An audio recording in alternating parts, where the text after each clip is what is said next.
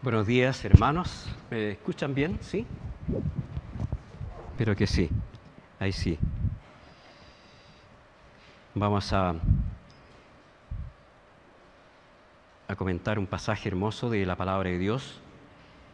Y quiero antes llevarle a reflexionar sobre situaciones de la vida diaria en que nosotros tenemos mucho cuidado, y es cuando tenemos algo muy valioso y nosotros queremos guardarlo, queremos que eso valioso que tenemos pueda ser cuidado hasta el extremo. Y doy un ejemplo. Cuando un matrimonio tiene un hijo, sobre todo el primero, no quiere que nadie ni siquiera lo toque sin su consentimiento, que no lo reprenda, que no le diga nada, ¿cierto? Aunque esté el niño mal enseñado, ni se lo critiquen tampoco. Es un cuidado extremo, y también el padre, la madre, que lo tiene como un tesoro apreciado, va a querer lo mejor para él cuando crezca, cuando se vaya desarrollando. Va a cuidar de que no tenga malos amigos, de que no tenga malas influencias, malas juntas, como decimos, que no sea echado a perder por otras personas. Y ese cuidado extremo no es malo. También lo tiene el esposo sobre la esposa, y mutuamente se cuidan. Y ese cuidado, no, como digo, no es malo, es bueno cuando se hace con amor, cuando se está haciendo con dedicación, con un buen sentir. Y es lo que llamaríamos un celo. La persona es celosa de cuidar lo que tiene, y con amor, por supuesto. Y Dios tiene también, hermanos, es un celo especial. Tiene un celo especial para nosotros, para sus hijos. Y en el amor del Señor nosotros podemos ver que dentro de ese amor también hay un celo especial de Dios para con sus hijos.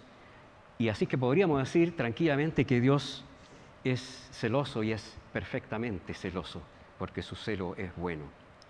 Y en el pasaje de hoy vamos a ver cómo las Escrituras hablan de este celo de Dios, cómo se manifiesta para con su pueblo. Así que le invito a orar nuevamente. Padre amado, te alabamos, te agradecemos por tu palabra santa, que ella siempre tiene el consejo debido para nosotros. Lo queremos hoy para nuestras vidas, para nuestro caminar en ti, y rogamos nos ayudes a entender algo más de tu personalidad, oh Dios, de el amor tuyo, que es tan inmensurable que jamás lo podríamos entender o considerar cuán grande es. Pero sabemos que dentro de él hay cosas que nos cuesta comprender y a veces aceptar. Ayúdanos para que esta mañana pueda tu palabra santa ayudarnos a aceptar cosas que son difíciles de entender para nuestras vidas, entendiendo que tú siempre vas a querer lo mejor para tus hijos, porque los amas. Gracias, oh Dios, por ese amor tan grande. Te alabamos, Señor, y oramos por los méritos de nuestro amado Señor Jesús. Amén. Vamos a tener una lectura, vamos a leer este pasaje, que es un pasaje cortito, ya no se asusten,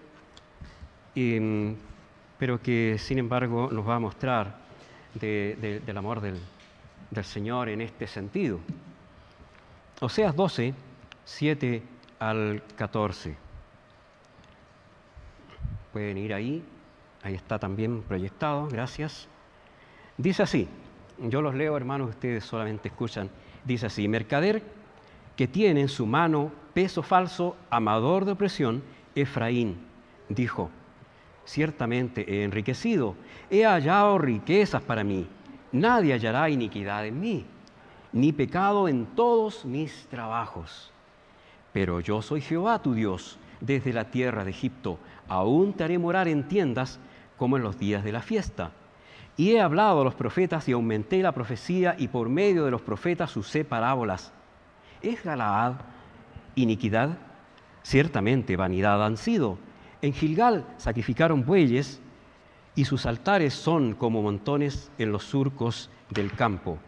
Pero Jacob huyó a la tierra de Aram. Israel sirvió para adquirir mujer y por adquirir mujer fue pastor. Y por un profeta Jehová hizo subir a Israel de Egipto y por un profeta fue guardado. Efraín ha provocado a Dios con amarguras, por tanto hará recaer sobre él la sangre que ha derramado y su Señor le pagará su oprobio. Bien, repasemos el comienzo del pasaje, el primer versículo, el 7 y el 8. Quiero explicar algo acá, porque si usted lo lee por primera vez este pasaje, se va a confundir un poquito, porque aquí hay una figura literaria. Hay algo que dificulta un poquito la lectura, pero que muestra con fuerza una idea. Para eso es la figura. ¿Qué figura es esa? Esa es un hiperbatón, se llama, y que va a mostrar, va a poner las cosas, en forma distinta las piezas de la oración. Es decir, Efraín aquí podría haber estado al principio, porque está hablando de él. Pero el versículo 7 y 8 dice, mercader que tiene en su mano peso falso, amador de opresión, Efraín, dijo. Y hasta ahí es la frase. Tal vez la coma podría haber estado, no haber estado después de opresión. Pero la idea es acá de que Efraín, el reino del norte de Israel,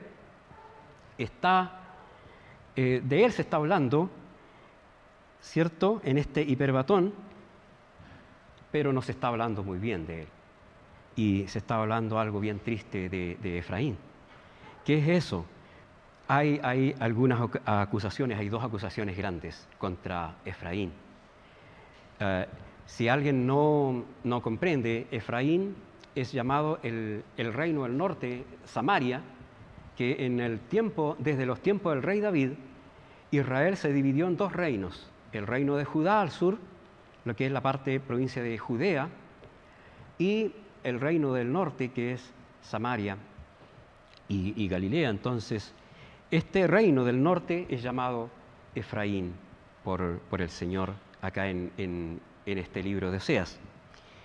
Pero bueno, Efraín aquí, como digo, hay una acusación que pesa sobre él, bien grande, y es tratado de mercader. Como un mercader, no es que el mercader sea malo, puede haber un mercader que comercie cosas buenas, ¿cierto? De hecho pudo haberlo habido, pero este mercader dice que maneja pesas falsas, porque se está refiriendo al acto de pesar mercaderías para venderlas. Es decir, las pesas falsas eran plomos, unas especies de plomos que eran colocados en una balanza de brazos iguales. Y así eran antiguamente las balanzas. Yo, alcancé a conocerlas por ahí en los años 60, que se le colocaban unos pesos, y habían pesos de medio kilo, de cuarto, de kilo, de 2 kilos, etc. Entonces, usted le colocaba un peso de 1 kilo para vender 1 kilo. Entonces, al otro lado tenía que echar productos hasta que esa balanza se nivelara y quedara así, igualita. Pues bien, ¿qué acusa Dios acá? A Efraín de que era un mercader falso porque tenía pesas falsas, es decir, estos plomos que colocaban acá eran más livianos.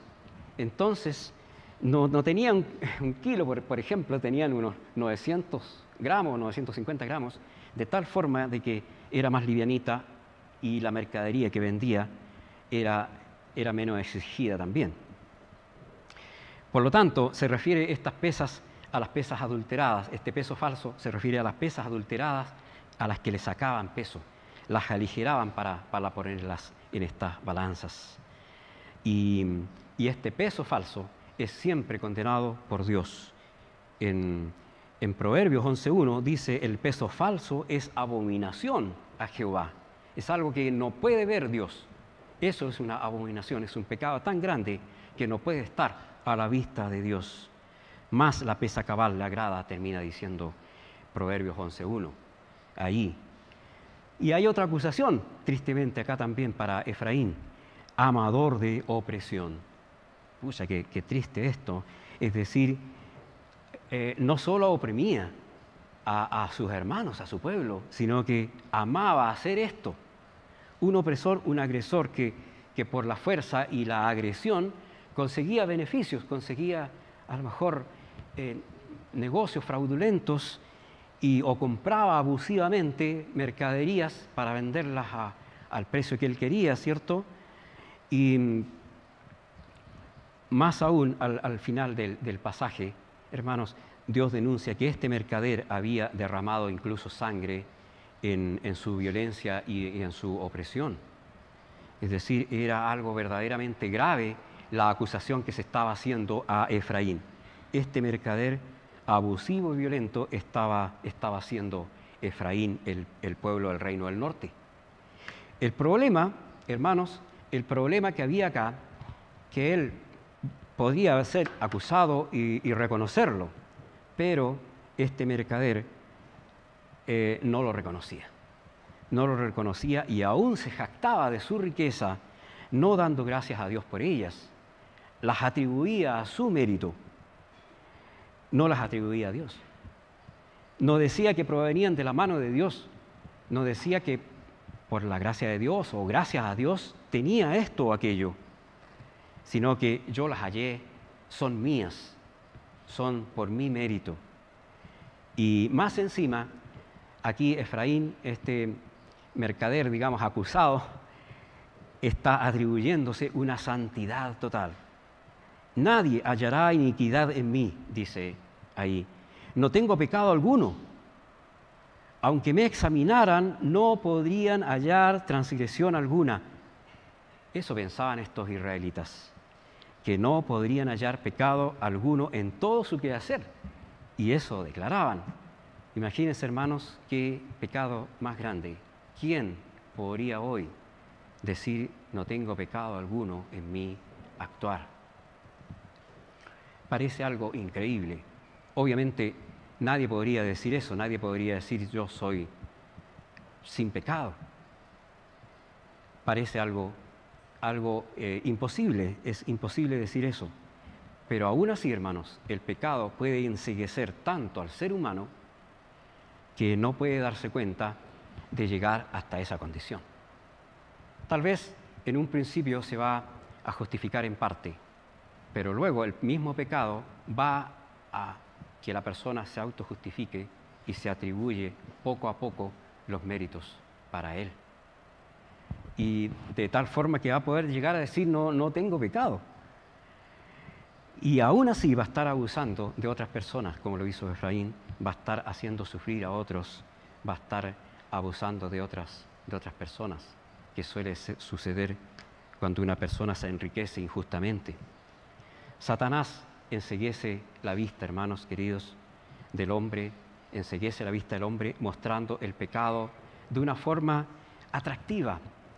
No es pecado, es algo más hermoso. El pecado va a mostrarse de bonitos colores, de forma atractiva. No importa, tú tienes libertad de escoger, etcétera, etcétera, y va a cambiar los valores y te va a hacer escoger equivocadamente. Y el profeta Isaías, por ejemplo, advierte esto a su pueblo y dice en Isaías 5, 20 al 23, «Ay de los que a lo malo dicen bueno y a lo bueno malo, que hacen de las luz tinieblas y de las tinieblas luz, que ponen lo amargo por dulce y lo dulce por amargo. Ay de los sabios en sus propios ojos y de los que son prudentes delante de sí mismos». Y por supuesto, lo que aconseja la palabra de Dios es no confiar en nuestras propias fuerzas, no confiar en nuestra propia prudencia, sino confiar plenamente en el Señor.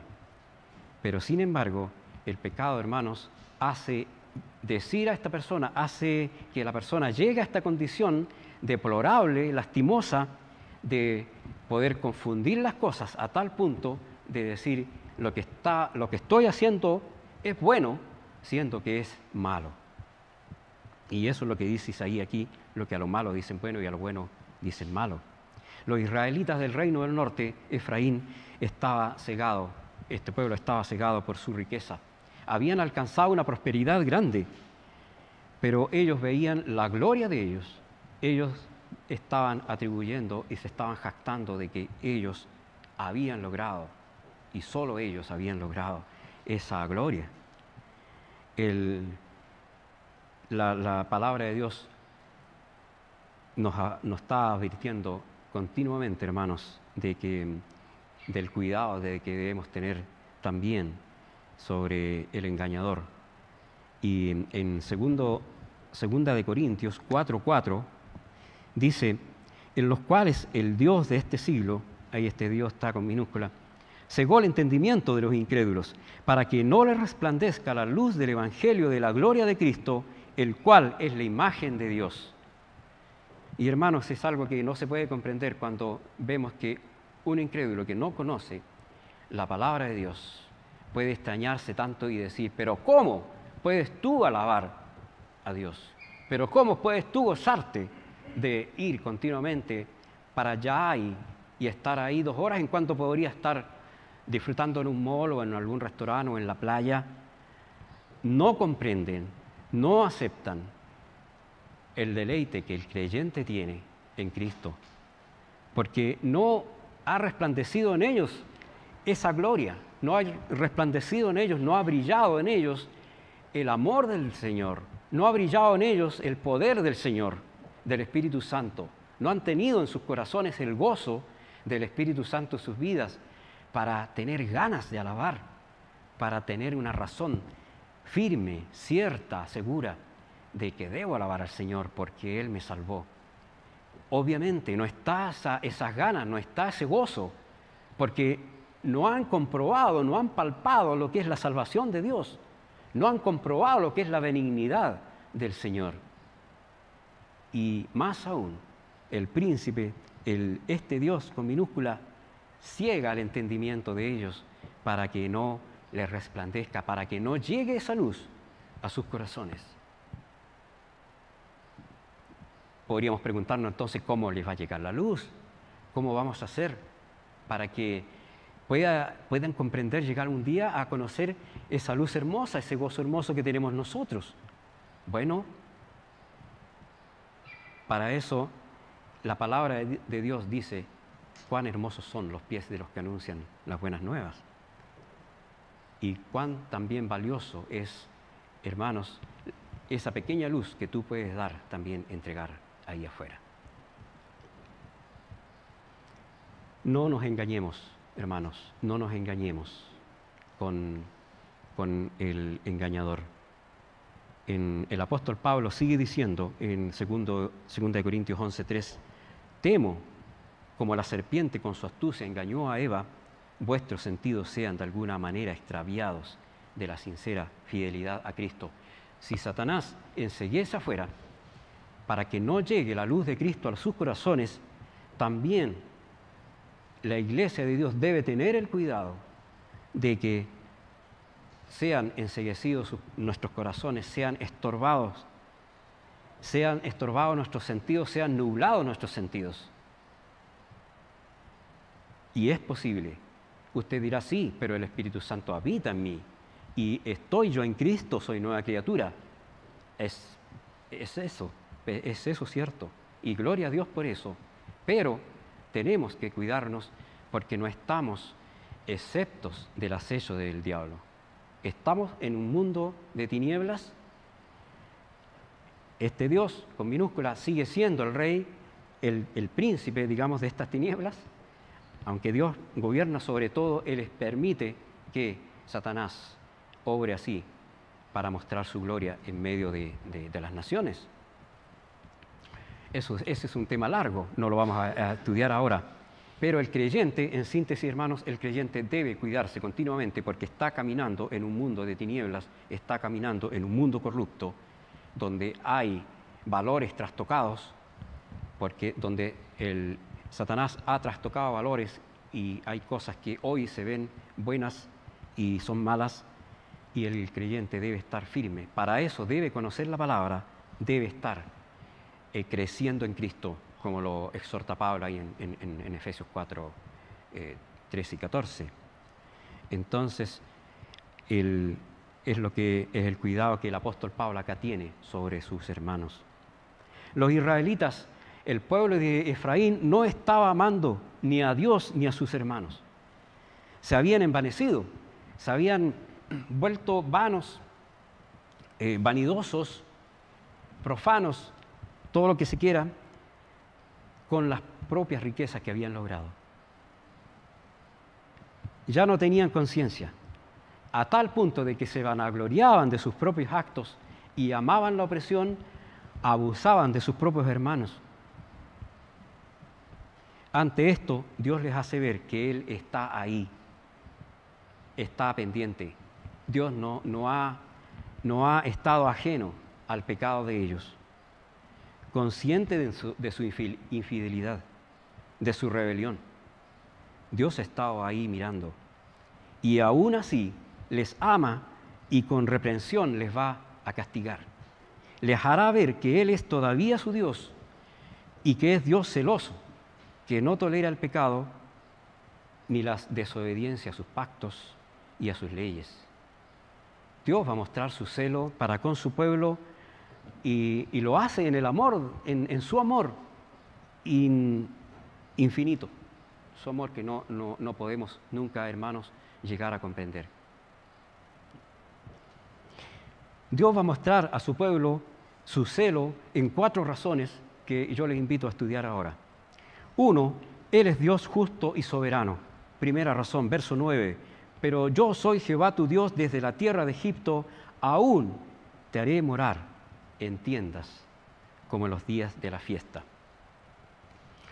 Bueno, explico. Cuando el pueblo de Israel va por el desierto peregrinando, Dios les da leyes.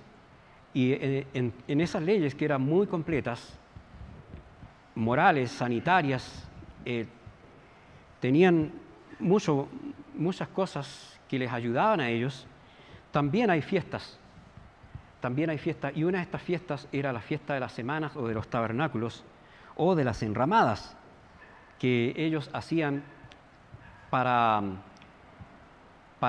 ofrecer sus frutos de las cosechas al Señor, las primicias, sus frutos, etc. Y eran días hermosos, pero ellos habitaban ahí en esos días en tabernáculos, en carpas o en enramadas.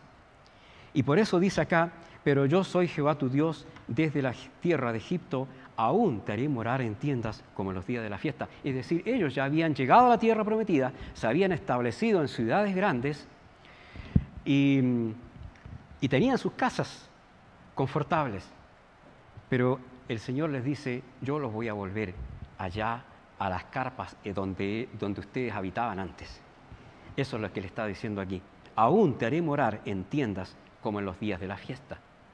Ahora, claro, no con el jolgorio de las fiestas, no con el gozo de las fiestas, pero sí van a tener que volver a morar en esas carpas. Y les hace ver Dios a su pueblo que Él está vigente, que Él es todavía su Dios, aunque ellos le hayan olvidado. No. Y el verso, si ustedes ven, el verso 9 dice, pero yo soy Jehová tu Dios. Han pecado, dijeron, somos ricos, ¿no? Hemos logrado riquezas, hemos logrado todo esto y no tenemos ningún pecado en lo que hemos logrado. Y el Señor les responde y le dice, pero yo soy Jehová tu Dios, desde la tierra de Egipto. Les va a mostrar también que su poder está vigente, su brazo poderoso que los libró de Faraón, ahora puede castigarlos en su celo y hacerlos ver que Él es Dios soberano y que Él debe ser alabado y adorado y obedecido. Porque los haría volver a los tiempos de su peregrinación. Por eso Él muestra que es Dios justo y soberano. Le haría volver a esos tiempos cuando vivían en las carpas y cuando tenían que estar vagando de un lugar a otro, peregrinando de un lugar a otro. Y eso se muestra, si alguien quiere comprobarlo, en Levítico 23, del 33 al 43. ¿Ya? Dios muestra su celo porque Dios es justo y soberano, porque va a estar preocupado de su condición, hermanos. Él está preocupado de la condición de ellos. Dios sabe, Dios ve que ellos son pecadores, que están en una rebelión grave que están haciendo abominación al maltratar a sus hermanos, que están diciendo una tremenda blasfemia al decir que no tienen pecado, pero va a mostrar aún así Dios su preocupación por ellos y su celo por ellos. Aunque ellos crean poder vivir sin Él y traten de ocultar su pecado, porque eso es lo que también estaba haciendo, hermanos, el pueblo de Efraín. Ellos estaban diciendo, no, si nosotros no tenemos nada, estamos bien. Pero Dios los conoce. Dios conoce y ve el corazón del hombre hasta lo más profundo de sus pensamientos y de sus intenciones. Nada hay para Él oculto. Ni nadie podría justificarse tampoco por sus propias obras, como lo hacían los israelitas en este caso. Más aún ante un Dios santo y celoso que va a estar velando, atento al caminar de su pueblo. Entonces, hermanos, ya podríamos ir comprendiendo que Dios es un Dios celoso y santo, pero aún así, en medio de este celo, Él está velando. Y su celo comprende eso, su celo encierra eso, encierra esa preocupación, ese cuidado, ese amor perfecto para su pueblo. Pero viendo que en ellos no hay amor, viendo que en ellos tampoco hay cuidado hacia su prójimo, Dios tiene que también en su celo castigar y emitir juicio y dar castigo. No podemos engañar a Dios, hermanos, haciéndole creer que andamos en luz cuando andamos en tinieblas. Gálatas 6:7 dice, no os engañéis, Dios no puede ser burlado, pues todo lo que el hombre sembrare, eso también segará. Y es así, hermanos, no podemos sembrar corrupción para cosechar lo bueno, vamos a cosechar también corrupción. Hay que tener cuidado con lo que estemos sembrando en nuestras vidas, hay que tener cuidado con lo que sembremos en nuestros corazones, para que de nuestro corazón también salgan frutos buenos, salgan pensamientos buenos, salga una alabanza pura, genuina, hacia nuestro Dios, no contaminada. Dios conoce todas las cosas y nos conoce tanto, hermanos, nos conoce tanto todo lo de nosotros, como lo describe, por ejemplo, el salmista David, el rey David en el Salmo 139. En ese salmo, David está haciendo una plegaria hermosa. Al principio es una adoración, si usted se fija, y es una adoración hermosa. Oh Jehová, tú me has examinado y conocido.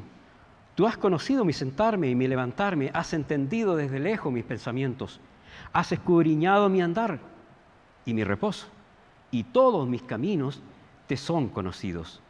Pues aún no está la palabra en mi lengua, y aquí, oh Jehová, tú la sabes toda. Detrás y delante me rodeaste y sobre mí pusiste tu mano. Tal conocimiento es demasiado maravilloso para mí, alto es, no lo puedo comprender. ¿A dónde me iré de tu espíritu? ¿A dónde huiré de tu presencia? Si subiera a los cielos, allí estás tú. Si en el Seol hiciere mi estrado, he aquí, allí tú estás. Qué tremendo, hermanos, que el Señor, antes de que yo abra la boca, ya sabe lo que voy a decir. Antes de que te encamines a hacer algo, el Señor ya sabe cuáles son tus propósitos. Antes de que armes los planes, el Señor ya sabe lo que tú quieres hacer. Por eso es bueno encomendar al Señor nuestro camino, como dice el Salmo que leímos. Encomiéndalo a Él. Señor, tengo planes para este año. Quiero alcanzar cosas. Quiero lograr anhelos frustrados. Quiero realizar cosas que tengo pendientes. Pero que el Señor las sepa primero antes de ponerlas en la agenda. Que el Señor las sepa, las conozca primero antes de que yo haga mi presupuesto. Él sabe qué es lo que yo anhelo. Y todas estas cosas, todos estos afanes, todas estas preocupaciones deben ser puestas como lo exhorta Pablo en Filipenses 4:7, ¿cierto? Deben ser puestas ante Él en toda oración y ruego. Ahora, el Señor, si nos conoce, hermanos, si el Señor sabe todo de nosotros, si el Señor conoce hasta lo último, y tiene contada todos nuestros pelos, eso siempre nos va a ser favorable. Aunque usted no lo crea. Siempre el conocimiento de Dios sobre nosotros, hermanos, nos va a ser favorable, nos va a ser de bendición. Él nos conoce para velar por nuestro bien. Dios nos conoce para preocuparse en justa medida de nosotros y pueda decir, Manuel necesita corrección. Manuel necesita pasar ahora por una prueba dura, pero yo le voy a enseñar lo que tiene que aprender. O Manuel necesita pasar por una circunstancia que le ayude a no ser orgulloso, a no ser tan confiado de sí mismo y pueda aprender a depender de Él. Y sé que, hermanos, ustedes pueden estar pensando en este minuto, claro, durante la pandemia, lo más duro de la pandemia, fue así en muchas circunstancias. El Señor permitió que pasáramos por circunstancias duras para enseñarnos. Y anhelamos muchas cosas, entre ellas el estar acá de vuelta. Pero Dios es soberano y Él dispone de nuestros tiempos, ordena las cosas conforme a su soberana voluntad en distintos tiempos. En tiempos de prueba, en tiempos de bendición, en tiempos de escasez, en tiempos de abundancia, en tiempos de disciplina y en tiempos de aprendizaje. De cualquier forma y en toda forma, el Señor se va a estar manifestando a sus hijos por medio de su palabra y en la comunión de la iglesia. Por eso, hermano, anhela con ansias la comunión de la iglesia. Esto es bueno. Cuán hermoso, cuán agradable es, dice, habitar los hermanos juntos en armonía. Anhela esa armonía. Y si ves que no está haciendo esa armonía como a lo mejor tú la quieres, colabora en ello. Colabora en ello, no critiques y ora al Señor y di, bueno, Señor, ayúdame a suplir en lo que está faltando ahí, en lo que yo echo de menos. Tal vez falta afecto, tal vez falta entusiasmo, a lo mejor falta algo. El Señor te guíe a hacer su voluntad, pero a gozarnos sobre todo y a confiar en que el Señor en su soberanía va a estar velando por ti en todo tiempo, en toda circunstancia. Segundo punto, de qué forma Dios hace ver su celo para con su pueblo. Él es paciente y espera arrepentimiento. O más bien dicho, si usted lo quiere, en su paciencia y en su celo, el Señor espera nuestro arrepentimiento. Y es lo que hace acá con el pueblo de Efraín. Fíjense que el Señor, en su paciencia, en su celo por el pueblo, está esperando, y no solo espera, sino que trata con muchas formas de que el pueblo llegue al arrepentimiento. Versos 10 y 11. Y he hablado a los profetas y aumenté la profecía, y por medio de los profetas usé parábolas. Oye, extraño, las parábolas se ven en el Nuevo Testamento, dirá usted. Después ya lo vamos a ver. ¿Es Galaad iniquidad? Ciertamente, vanidad han sido. En Gilgal sacrificaron bueyes, y sus altares son como montones en los surcos del campo. Primero que todo vamos a ver el verso 10. Dios detiene su ira, mostrando misericordia y paciencia para con su pueblo. Dios agota esta paciencia y agota todos los medios para que el pueblo reciba el mensaje y la corrección que Él quiere que tenga. Profetas, envió profetas, muchos profetas, a predicar el mensaje. Insistentemente, con muchas tribulaciones, profetas que no todos fueron aceptados, no todos fueron honrados y recibidos por los reyes. Si usted, basta que lea Jeremías, el libro de Jeremías, y va a ver cuánto sufrió este profeta por entregar la palabra de Dios y hubo reyes que lo metieron en pozos, que lo castigaron, que lo azotaron, porque según ellos no les llevaba palabras halagueñas. Y ellos querían que esta palabra de Dios los favoreciera a ellos y no les mostrara su pecado. Dios usa muchos recursos para volver del pecado a su pueblo y le envía, como digo, estos profetas, estos mensajeros, que los profetas al cabo eran mensajeros de Dios que portaban la palabra de Dios para entregar al pueblo. Y por eso generalmente cuando usted va a los profetas a leer, va a decir, vino palabra de Jehová a Isaías o a Jeremías o a Ezequiel sobre mí diciendo, di esto al pueblo, etc. Y el mismo profeta Oseas, que estamos estudiando, en el capítulo 7, versos 1 y 2, dice, por ejemplo, mientras curaba yo a Israel, se descubrió la iniquidad de Efraín y las maldades de Samaria porque hicieron engaño y entra el ladrón y el salteador despoja por fuera. Y no consideran en su corazón que tengo en memoria toda su maldad. Ahora les rodearán sus obras, delante de mí están. Toda esta búsqueda de arrepentimiento que hace el Señor por conversión de Efraín está mostrando también, hermanos, el celo que Él tenía hacia su pueblo. Este cuidado tremendo que Dios tiene hacia su pueblo. Dios no quiere que continúen en su pecado. Dios no quiere que sigan en esta rebelión y usa todas estas formas para persuadirlos. Y por eso, hermanos, no podemos soslayar o restar importancia al celo de Dios. Es terrible, sí, es terrible. Y es grande el celo de Dios cuando se enciende. Pero Él ve como todas las cosas, como ya vimos, y cuando también suele ocurrir que cuando decimos Dios ve todas las cosas, solemos decirlo cuando queremos que se nos haga justicia. Cuando somos víctimas de alguna opresión, decimos, bueno, Dios ve todas las cosas, pero no estamos considerando cómo nosotros respetamos esa justicia de Dios, cómo también las practicamos. ¿Consideramos que Dios en su corazón tiene memoria también de nuestra maldad? El verso 10 dice, por medio de los profetas usé parábolas. Las parábolas eran ejemplos cotidianos. No sé si ustedes, han leído las parábolas. Hay muchas, las del hijo pródigo, la hojita perdida, la viuda, etc.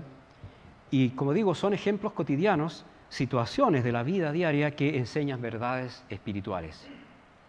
Como el hijo pródigo, por ejemplo, que toma el ejemplo de un hijo que se va de casa, aburrido de la casa paterna, a disfrutar el mundo y al volver arrepentido es recibido amorosamente por su padre. Y ilustra el amor del Señor, el amor de Dios para con sus hijos cuando se van de casa, cuando se alejan de la fe y vuelven en arrepentimiento. Y eso podríamos decir ahora, sí, esa enseñanza es clara, es sencilla. Pero ¿cuándo hay parábolas con los profetas? Pues bien, si vamos al profeta Jeremías, se muestran varias parábolas.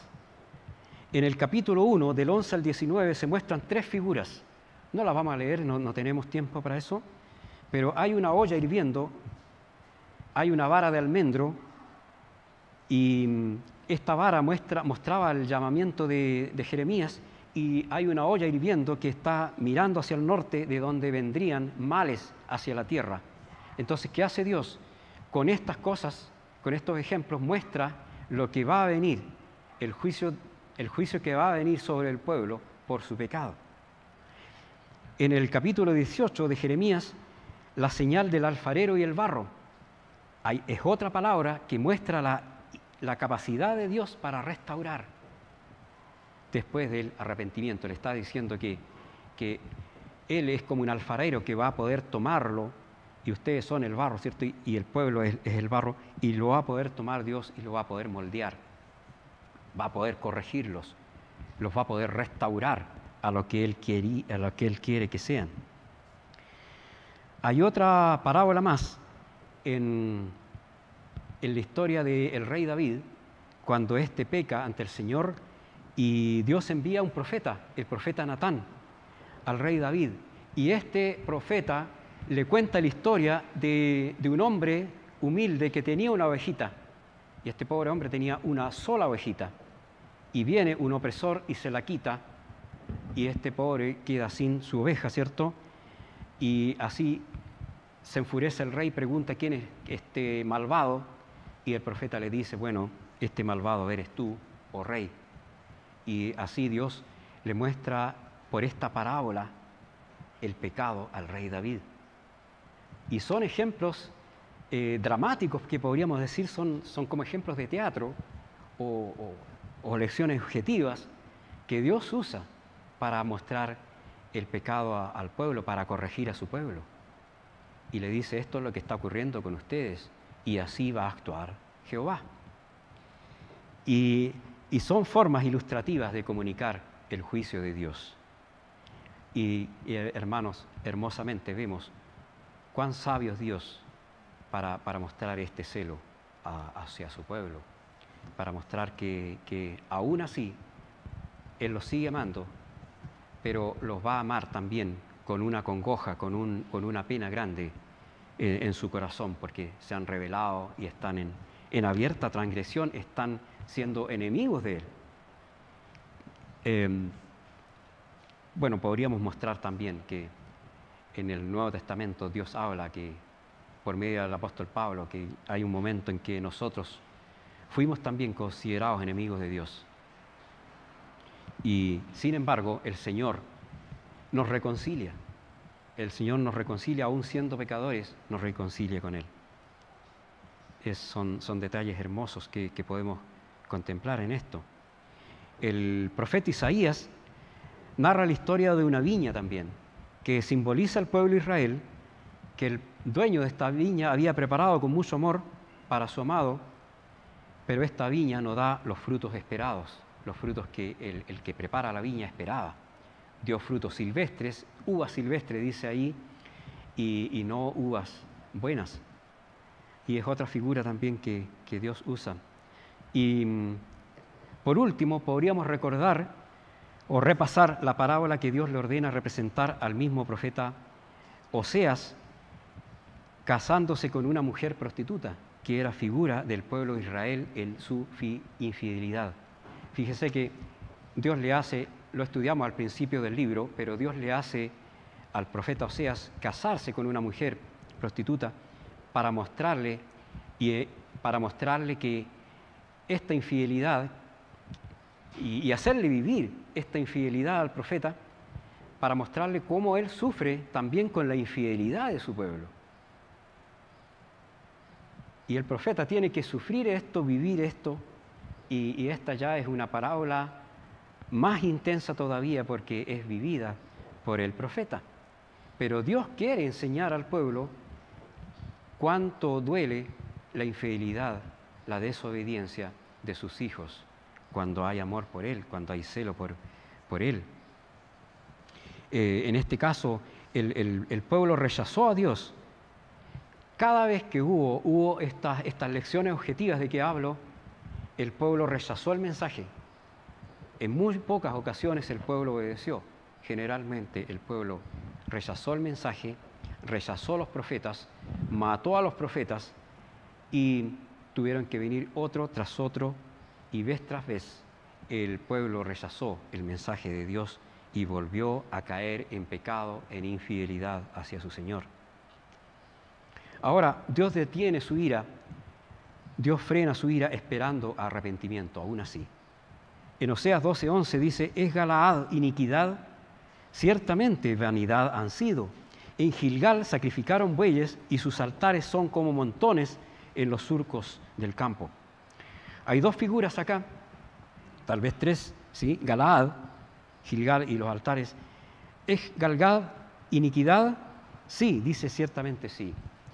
Galaad era, hermanos, un lugar donde Jacob se hace un pacto con su suegro, Labán.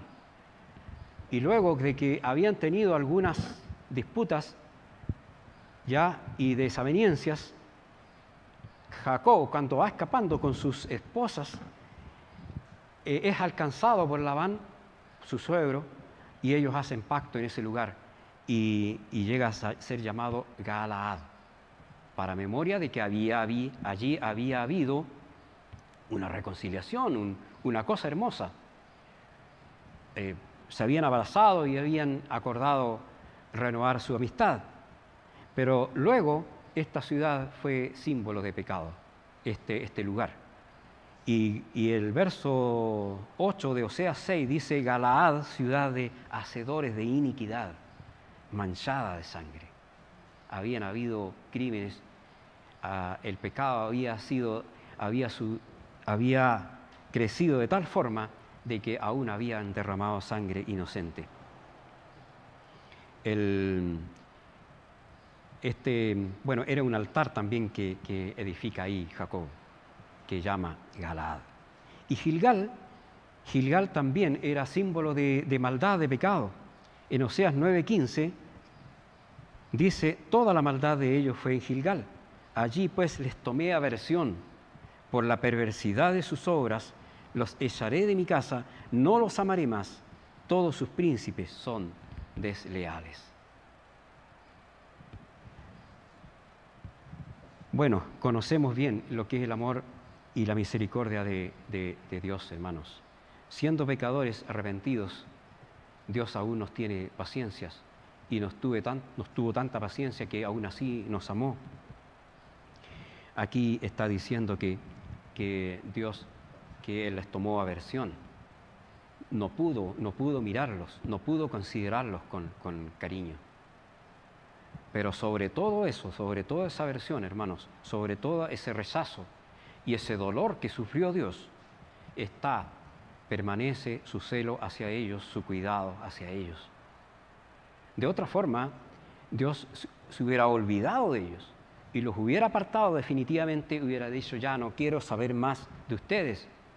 Pero aún así, Él sigue sufriendo en su corazón, sigue tolerándolos, sigue esperando que haya arrepentimiento. Ahora, nosotros no podemos decir menos de esto. Siendo pecadores arrepentidos, salvos por su gracia, hemos alcanzado misericordia, hemos alcanzado salvación. Y por eso el creyente dice: por gracia somos salvos. No porque nosotros hubiéramos hecho obras, no porque nosotros fuéramos buenos, sino que solamente porque Dios quiso. Y esa es la gracia de Dios. El hecho de que Él quiera hacer el bien, de que Él haya querido tomarnos como hijos, rescatarnos del pecado, predestinarnos desde antes de la fundación del mundo y querer amarnos, perdonarnos y salvarnos. Pero la palabra de Dios dice que eso fue solamente por el puro afecto de su voluntad, ahí en Efesios 1:5. Ahora, nosotros también sabemos que por la palabra santa y en su amor, que en ese amor, en el amor del Señor, Dios ha prolongado también su misericordia sobre nosotros. Así fue con Israel. Prolongó su mensaje, aumentó la profecía, dice Oseas, usó parábolas con los profetas y es otra muestra de su misericordia, su paciente misericordia. En Jeremías 31:3 hay un versículo fabuloso, hermoso, y muestra esta misericordia de Dios que está inserta en su amor infinito, en su amor eterno. En Jeremías 31:3 dice: Jehová se manifestó a mí hace ya mucho tiempo, diciendo: con amor eterno te he amado, por tanto te prolongué mi misericordia. Esto se lo dice, hermanos, Dios al pueblo de Israel, aún viendo que ellos eran infieles vez tras vez. Pero dice: se manifestó hacia mí. No se alejó Dios, no se apartó de ellos, hastiado de sus maldades, hastiado de sus continuas infidelidades, sino que fue y quiso de nuevo hacerse presente y estar con su pueblo, con juicio, con reprensión, con castigo, pero estar con ellos. Y aún su castigo fue con amor y fue por amor. Y dice acá, el profeta Jeremías se manifestó a mí hace ya mucho tiempo, con amor eterno te he amado, por tanto te prolongué mi misericordia. ¿Cuándo un Dios santo podría en su celo, en su justo furor, hermanos? Un Dios justo y santo, un Dios que es así, podría haber consumido al pueblo, podría haberlos exterminado de la tierra. Sin embargo, Él tuvo misericordia del pueblo. ¿Cuánta misericordia ha tenido de nosotros? Con cuánto amor nos ha mostrado nuestro Señor, que Él nos tiene paciencia, que nos ama, que puede tolerar nuestras rebeliones, que puede tolerar nuestras maldades. Y bien dice el salmista David, examíname, Señor, y en el Salmo 51, ten piedad de mí, oh Dios, conforme a tus misericordia, conforme a la multitud de tus piedades, borra mis rebeliones. Y esa es nuestra plegaria continuamente, porque nos cuesta ser fieles, nos cuesta estar siendo con una devoción permanente, una devoción fiel al Señor. ¿Cuánto amor nos ha demostrado nuestro Señor ya en la cruz, muriendo por nosotros? ¿Cuánto amor ha demostrado nuestro Señor por todas las edades, cuidando su iglesia en todos los tiempos? ¿Cómo no deberíamos alabar, hermanos, continuamente a Dios por su misericordia, por su amor, por su celo justo con nosotros? Ahora, ¿cómo no deberíamos también manifestar ese amor en obediencia a Dios, en sujeción, en dependencia al Señor? ¿Consideramos en nuestra devoción al Señor que Él es Dios santo y celoso? No podemos, hermanos, tomarlo a la ligera. No podemos llegar y alabar con cualquier cosa al Señor. No podemos llegar a doblar nuestras rodillas en oración sin antes habernos limpiado ante Él, porque Él es Dios santo y celoso. Y aún la palabra dice que Él va a estar presto a oírnos, pero cuando haya humildad en nuestro corazón, al corazón contrito y humillado, no despreciarás tú, oh Dios. Si vamos a ir en devoción al Señor sobre nuestras rodillas o con nuestra boca al alabarle, tenemos que ir con el cuidado, considerando que Él es Dios justo, santo y celoso. Aún así, el Señor dice, con amor eterno te he amado. Hermanos, estamos unidos, estamos en una relación estrecha con el Señor, con Cristo. Estamos unidos al amor de Cristo. Pablo lo dice en Romanos 8:39, y es una unión indivisible. Es algo que no se despega, que no se va a desarmar, ese amor en que estamos unidos al Señor. Ni lo alto, ni lo profundo, ni ninguna otra cosa creada nos podrá separar del amor de Dios, que es en Cristo Jesús, Señor nuestro. Nuestro amor, hermanos, no debe ser pasivo ni contemplativo, sino activo, práctico, que se sustancie en buenas obras. Nuestro amor y nuestra fe se debe sustanciar en buenas obras. Se debe expresar. Como dice Santiago, el apóstol Santiago dice, ¿ves un hermano que está en necesidad? No puedes ir a decirle, hermano, solamente voy a orar por ti y quédate tranquilo. Tenemos que también ayudarle en su necesidad. Tenemos que preocuparnos por todos nuestros hermanos en oración, de muchas formas, pero con preocupación también.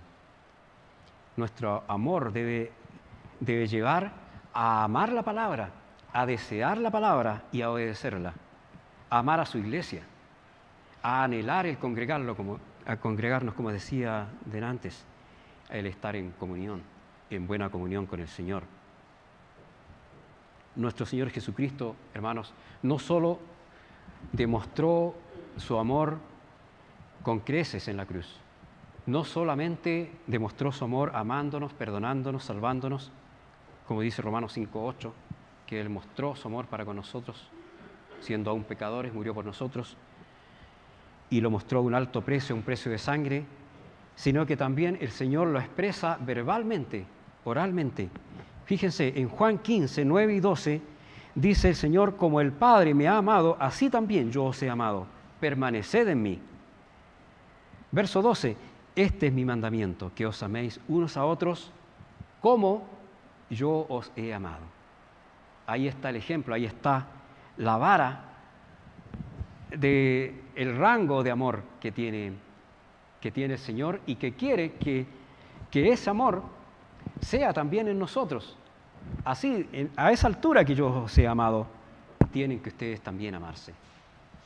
Difícil, sí, a lo mejor imposible, pero sé que no es imposible.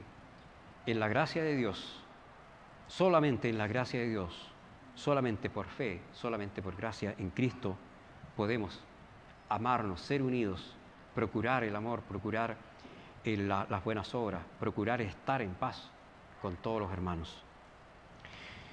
Encontré Jeremías 31:3 en una Biblia, en una Biblia nueva, no la había visto de verdad, se llama la Nueva Biblia Vida, y dice así, es una edición católica incluso, dice: porque hace mucho tiempo dije a Israel, yo te he amado, oh pueblo mío, con amor sin fin, con amorosa bondad, te he atraído hacia mí. Qué hermoso. Y fíjense que en esta versión, en esta edición, no sale la palabra misericordia, ni siquiera sale la palabra misericordia, solamente se expresa el amor de Dios.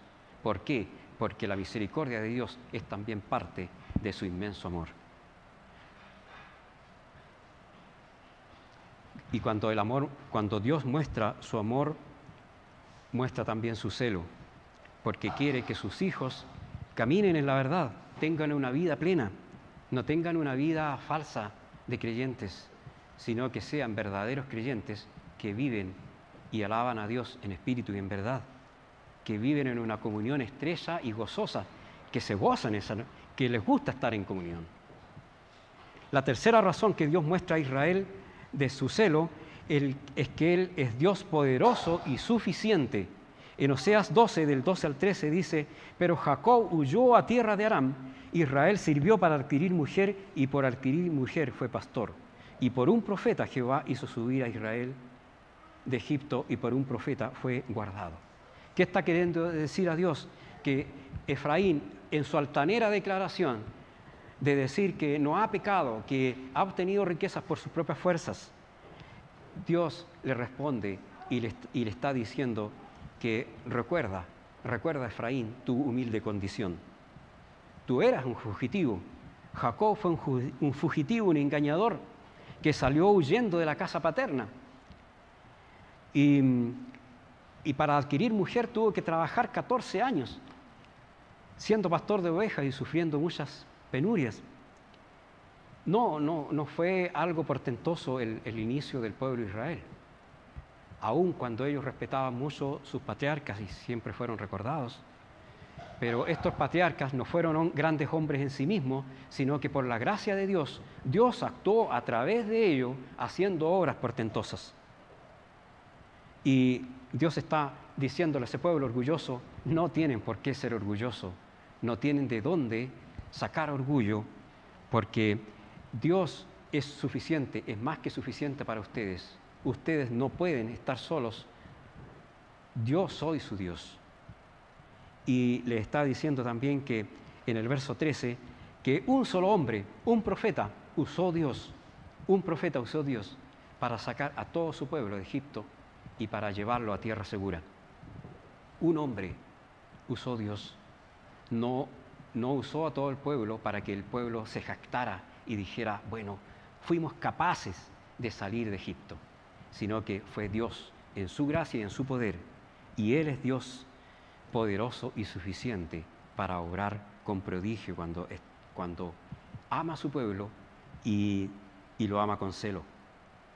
¿Qué es el hombre ante el poder de Dios? Podríamos decir. ¿Podría de alguna forma, en alguna medida, el hombre jactarse? Jamás.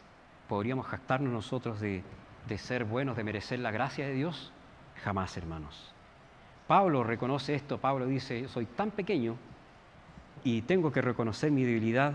Y en 2 Corintios 12:9 dice, bástate mi gracia, porque mi poder se perfecciona en la debilidad. Mi poder está diciendo de palabras lo que Dios le habla. Por tanto, de buena gana me gloriaré más bien en mis debilidades para que repose sobre mí el poder de Cristo.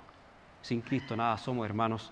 Sin Cristo estaríamos perdidos, sin esperanza, sin la gracia vivificadora de Dios, sin poder participar de las promesas divinas, sin esperanza en las moradas celestiales, etc. Y esto es lo que describe Pablo también en Efesios 12:13. En aquel tiempo estabais sin Cristo, alejados de las ciudadanías de Israel y ajenos a los pactos de la promesa, sin esperanza y sin Dios en el mundo. Pero ahora, en Cristo Jesús, vosotros que en otro tiempo estabais lejos, habéis sido hechos cercanos por la sangre de Cristo. Y hermanos, para ir concluyendo, sí, el Señor tiene que juzgar finalmente a su pueblo y se duele por su pecado. En Oseas 12:14 dice, Efraín ha provocado a Dios con amarguras, por tanto haré recaer sobre él la sangre que ha derramado y su Señor le pagará su oprobio. Dios es justo, santo y celoso y tiene que castigar el pecado. Pero gracias a Dios, y debiéramos dar gloria a Dios nosotros, que estamos ahora en tiempo de la gracia, donde el Señor nos perdonó y perdonó todos nuestros pecados. Aquí, en este tiempo, el Señor debe castigar al pueblo para corregirlo. Y aún dice Dios que ha provocado amarguras este pueblo en el corazón de Él. Y por esto va a hacer recaer la sangre que ha derramado. Hermanos, valoremos también ese celo tremendo de Dios, que aún teniendo amargura, doliéndose por nuestro pecado, el Señor va a tener misericordia y nos va a restaurar, restauró a su pueblo y va a tener misericordia de nosotros.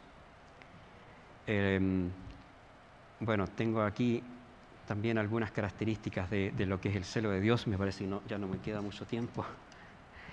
En Éxodo 34:14, Dios dice que incluso su nombre es ese. Dice así, porque no te has de inclinar a ninguno otro Dios, pues Jehová, cuyo nombre es celoso, Dios celoso es. Noten, hermano, esta preocupación, este celo tremendo de Dios para mostrar que Dios, solo Él debe ser adorado. No podemos inclinarnos a ningún otro Dios, ni ningún otro ídolo. Saquemos también los ídolos que tenemos en nuestro corazón, porque Dios es celoso y solo Él merece ser alabado. Así es que, para terminar, hermanos, quería decir esto. No menospreciemos tampoco la santidad que el Señor cela para nosotros. En ella, en la santidad que Dios quiere que andemos, hay perfecta paz y hay gozo. Salmo 16:11 dice, me mostrarás la senda de la vida, en tu presencia hay plenitud de gozo, delicias a tu diestra para siempre. Eso es lo que debemos anhelar y desear, hermanos, estando en buena comunión con el Señor. No menospreciemos el amor del Señor para con su iglesia, que Él compró con su sangre y que lava con el poder de su palabra, sino que amemos al congregarnos, amemos a nuestros hermanos, sirvamos al Señor, seamos solícitos en preservar la unidad del Espíritu, como dice el apóstol Pablo, y no seamos indiferentes al celo del Señor por guardarnos para Él, sino que podamos estar velando siempre en oración y adorándole. Adorando su santo nombre. Oremos. Padre Santo, te amamos, te alabamos. Queremos decir que tú eres nuestro Dios, que nos has salvado, que nos has redimido con brazo poderoso Y Padre, no dejaremos de exaltarte, no dejaremos de alabarte. Y aún queremos, Padre, que cuando vengas tú, podamos llegar a tu santa presencia para alabarte, rendidos a tus pies, alabando al Cordero inmolado que nos salvó con su preciosa sangre. Queremos, Señor, alabarte, agradecerte. Nos has salvado, nos has hecho un pueblo precioso que tiene el privilegio y la honra de pronunciar alabanzas a tu nombre, de honrar tu santo nombre. Padre, gracias. Gracias por tu amor, tu misericordia, por tu celo, estricto celo, por tu santo celo, que quiere que nosotros seamos de verdad nuevas criaturas que te adoren. Oramos por los méritos de nuestro amado Señor Jesús. Amén.